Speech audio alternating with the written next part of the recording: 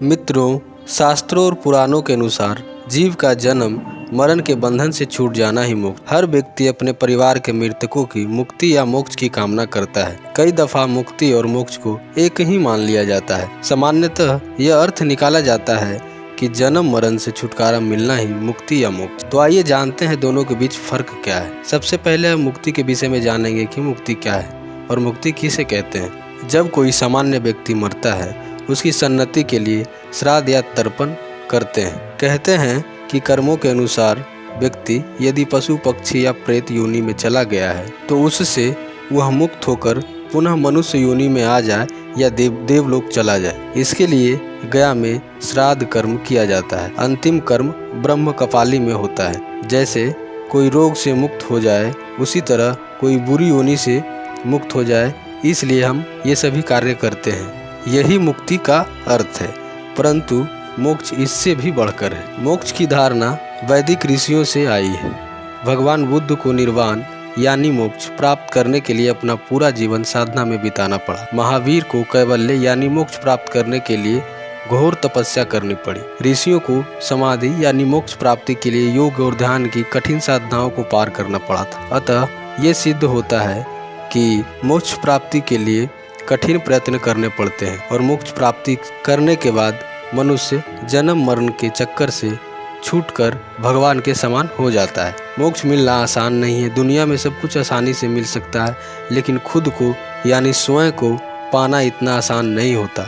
खुद को पाने का मतलब है सभी तरह के बंधनों से मुक्त हो जाना। मोक्ष एक ऐसी दशा है जिसे मनोदशा नहीं कह सकते। इस दशा में न तो मृत्यु का भय होता है, न ही संसार की कोई चिंता। सिर्फ परम आनंद, परम होश का एहसास होता है, परम शक्तिशाली होने का अनुभव होता है। मोक्ष समयातीत है, जिसे समाधि कहते हैं। मोक्ष का अर्थ सिर्फ जन्म और मरण के बंधन से मुक्त हो जाना ही नहीं। जैसा कि हम सभी जानते हैं, बहुत से भूत प्रेत और देव आत्माएं जो हजारों या सैकड़ों वर्षों तक जन्म नहीं लेती हैं, उनमें वह सभी वृत्तियाँ विद्यमान रहती है जो मानव में पाया जाता है। भूख, प्यास, सत्य, असत्य, धर्म और अधर्म, न्याय, अन्याय आदि। सिद्धि प्राप्त करना मोक्ष प्राप्त करना नहीं होता है। यह ईश्वर से साक्षात्कार करना भी नहीं है। ध्यान को छोड़कर संसार में ऐसा कोई मार्ग नहीं खोजा गया जिससे समाधि या मोक्ष पाया जा सके। लोग भक्ति की बात जरूर करते हैं, लेकिन भक्ति भी ध्यान का ही एक प्रकार है। अब सवाल यह उठता है कि कौन सी और किसकी भक्ति, यह खोजना जरूरी है। तो भगवत गीता में जिन मार्गों की चर्चा की गई है, वही सभी मार्ग साक्षिक तो हैं, ध्यान तक ले जाकर